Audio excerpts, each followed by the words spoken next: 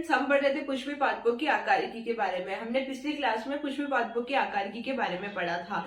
हमने पढ़ा था कि प्लांट पुष्पी पादपों यानी पादपों की बाह्य संरचना, जड़, तना, पत्ती, पुष्प, फल जो हमें संरचना दिखती है, उन संरचनाओं के बारे में अध्ययन करना पादप की आकारिकी यानी कि पादप की मॉर्फोलॉजी कहलाता है, प्लांट मॉर्फोलॉजी कहलाती है। तथा पादपों की जो आंतरिक संरचना होती है, जड़ को काटकर, तना या पत्ती को काटकर उनके बारे में अध्ययन करना, तो वो कहलाता है शारीरिकी यानी कि एनाटोमी कहलाता है। तो हमने पादपों की संरचनाओं के बारे में अध्ययन कौन सी एनाटोमी में करते हैं, मॉर्फोलॉजी में हमने ये पढ़ा। उसके बाद में हमने पढ़ा कि जो पादप होते हैं उसमें दो प्रकार के तंत्र पाए जाते हैं, एक तो परव तंत्र पाया जाता है, एक मूसला तंत्र पाया जाता है, यानी कि एक रूट सिस्टम पाया जाता है, एक सूट सिस्टम पाया जाता है। तो परव तंत्र किसको कहते हैं, सूट सिस्टम किसको कहते हैं, वह जो हमें आंखों से दिखते हैं, तना है, तना है, पुष्प है, फूल है, ये संरचनाएं जो हमें दिखती है वह संरचनाएं परव तंत्र में आती है यानी कि सूट सिस्टम में आती है। तथा भूमि के जो अंदर जो संरचनाएं होती है, यानी भूमि के अंदर कौन सी संरचना होती है, जड़ होती है, प्राथमिक, द्वितीयक, जो भी जड़ें पाई जाती है भूमि के अंदर पाई जाती है, उसको हम बोलते हैं सूट सिस्टम या मूसला तंत्र कहते हैं। तो हमने पादपों के दो तंत्र के बारे में पढ़ा, फिर हमने स्टार्ट करा था जड़ के बारे में कि रूट किसको कहते हैं, जड़ को ही मूल भी कहते हैं तथा रूट भी कहते हैं। तो हमने जड़ों के बारे में पढ़ा कि जड़ें जो होती है, जड़ों में क्या होता है, क्लोरोफिल नहीं पाया जाता है, पर्णहरित नहीं पाया जाता है, इसलिए जड़ों का रंग जो होता है वो भूरा होता है। हमने जड़ों के प्रकार के बारे में पढ़ा कि जड़ें जो होती है वो तीन प्रकार की होती है, एक तो मूसला जड़ या प्राथमिक जड़, दूसरी होती है अपस्थानिक जड़, तीसरी होती है तंतुमय या झगड़ा जड़ कहते हैं। तो हमने पढ़ा था मूसला जड़ या जो प्राथमिक जड़ें होती है वो कौन से पादपों में पाई जाती है, द्विबीजपत्री पादपों में पाई जाती है। जैसे कि सरसों में क्या होता है, जो सरसों में इस प्रकार की जड़ पाई जाती है, द्विबीज पादपों में ये पाई जाती है। उसके बाद में ये जो होती है प्राथमिक जड़ें द्वितीयक जड़ों का विकास करती है, द्वितीयक जड़ों से तृतीयक जड़ों का विकास हो जाता है, तो ये द्विबीजपत्री पादपों में पाई जाती है। फिर हमने पढ़ा था तंतुमय जड़, तंतुमय या जकड़ा जड़ जो हमने उदाहरण पढ़े थे वो हमने गलत पढ़ लिए थे। तंतुमय जड़ जो साफ नाम से शब्द पता चल रहा है कि तंतु यानी तंतु के आधार, जो तना होता है तने के आधार से जो विकसित होती है उनको हम बोलते हैं तंतुमय या झगड़ा जड़ जिसको हम बोलते हैं। तो ये जो पौधा है, पौधे के या तना है, तने के आधार भाग से जो जड़ें विकसित होती है उसको हम तंतुमय या झगड़ा जड़ कहते हैं। तथा अपस्थानिक जड़ किसको कहते हैं, अपस्थानिक जड़ पौधे के किसी भी भाग से विकसित हो जाती है। घास और बरगद में क्या होता है कि जड़ें होती है वो पौधे के किसी भी भाग से विकसित हो जाती है, उसको हम बोलते हैं अपस्थानिक जड़। तो हमने तीनों जड़ों के बारे में पढ़ा कि प्राथमिक या मूसला जड़ किसको कहते हैं, और तंतुमय या झगड़ा जड़ किसे कहते हैं, तथा अपस्थानिक जड़ किसको कहते हैं। अब हम इसके क्षेत्र के बारे में पढ़ेंगे कि जड़ों का क्षेत्र क्या होता है, इनका कार्य क्या होता है, आज हम इसके बारे में अध्ययन करेंगे।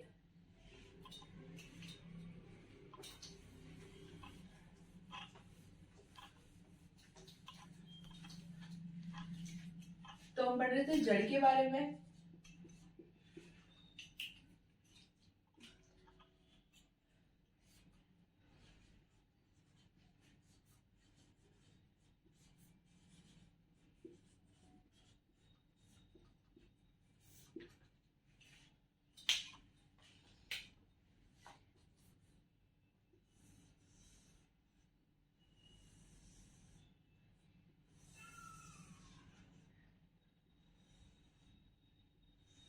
एक एक पार्ट के बारे में हम पढ़ेंगे।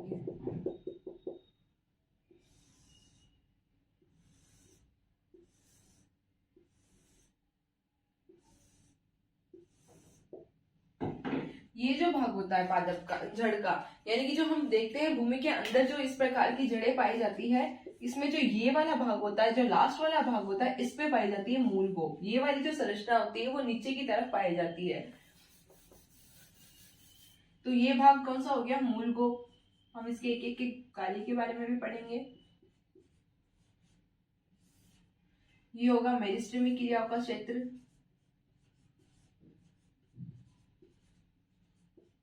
मेरिस्टेमी क्रियाओं का क्षेत्र।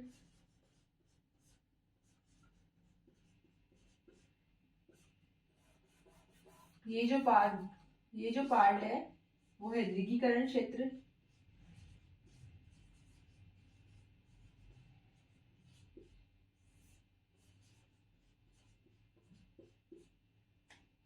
और ये जो भाग होता है वो परिपक्वन क्षेत्र कहलाता है।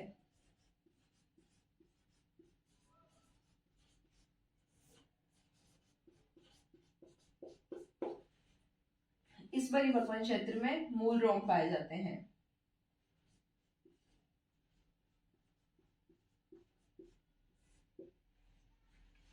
तो इनमें परिपक्वन क्षेत्र ये पाया जाता है। जो ये मूल गोप होता है, मूल गोप का क्या कार्य होता है, जब जड़ जो होती है विकसित हो रही होती है, यानी कि जड़ों की जब लंबाई बढ़ रही होती है तो ये कोमल होती है, तो कोमल जड़ों के ऊपर ये मूल गोप प्रकार का क्षेत्र पाया जाता है, जिससे क्या होता है, ये भूमि की जब अंदर जाती है तो मिट्टी से इसकी सुरक्षा करती है जड़ों की, इसलिए ये मूल गोप क्षेत्र पाया जाता है। इसके ऊपर जस्ट पाया जाता है मेरिस्टेमी क्रियाओं का क्षेत्र। इसमें क्या होता है, पतली तंतु जैसी संरचनाएं होती है तथा सघन प्रोटोप्लाज्म पाया जाता है। इसके कारण क्या होता है, कोशिका में विभाजन होता है निरंतर, तथा कोशिकाओं यानी कि जड़ों की लंबाई में वृद्धि होती है। तो इसके पास वाला जो क्षेत्र होता है वो दीर्घीकरण क्षेत्र होता है, क्योंकि इसमें बार बार कोशिकाओं के विभाजन से जड़ों की जो लंबाई हो रही है वो बढ़ रही है। तो ये दीर्घीकरण क्षेत्र में क्या होता है, दीर्घीकरण क्षेत्र में विविधता तथा परिपक्वता आती है। जैसे जैसे ये अलग अलग होती जाती है तथा इनमें परिपक्वता आती जाती है। तो इसके ऊपर जो क्षेत्र होता है वो परिपक्वन क्षेत्र कहलाता है जड़ों का। तो इस परिपक्वन क्षेत्र में मूल रोम पाए जाते हैं। मूल रोम का क्या कार्य होता है, ये मूल रोम होते हैं वो एक कोशिकीय संरचनाएं होती है तथा इनका कार्य होता है भूमि में मिट्टी से यानी जल तथा खनिज लवणों का अवशोषण करना। हम उसके एक एक पार्ट के बारे में लिखते हैं।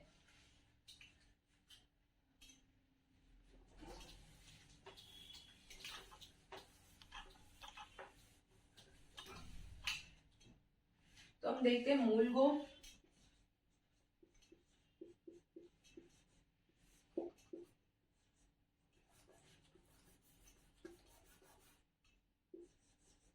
जो मूल गोप होती है वो मूल की सुरक्षा करती है।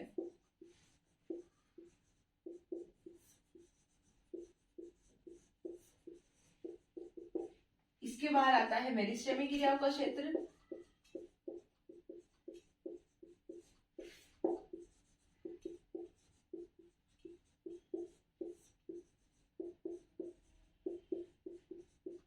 हमने डायग्राम में देखा कि मेरिस्टेमी क्रियाओं का क्षेत्र कहाँ पाया जाता है, इसमें पतली तंतु में कोशिकाएं पाई जाती है।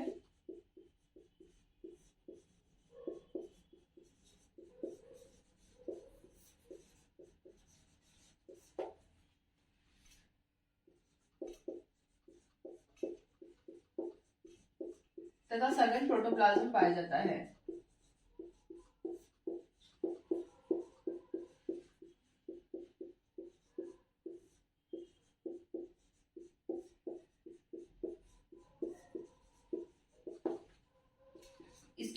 इसके जस्ट ऊपर दीर्घीकरण क्षेत्र पाया जाता है।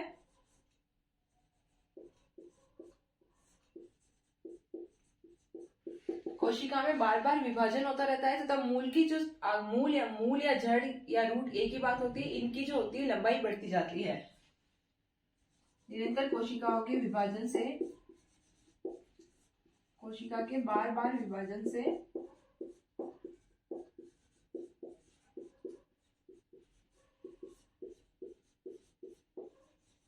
मूल की लंबाई बढ़ती है।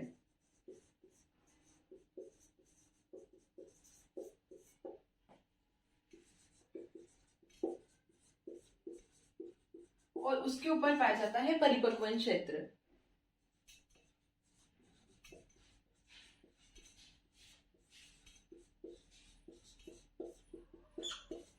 इसमें क्या होता है, विविधता के कारण विविधता तथा परिपक्वता आ जाती है।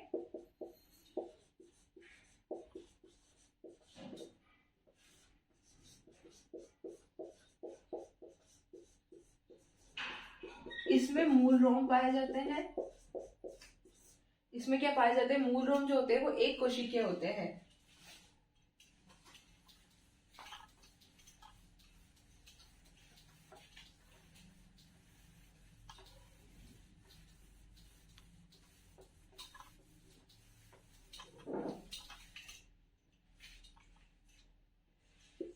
इनमें मूल रोम पाए जाते हैं।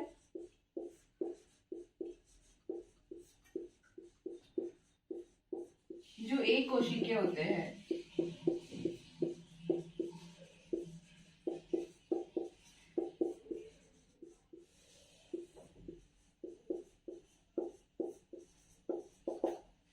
इनका क्या कार्य होता है,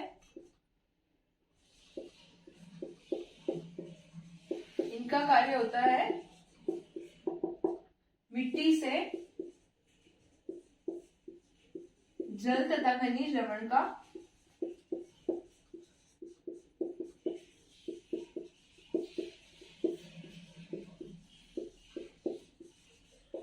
अवशोषण करना।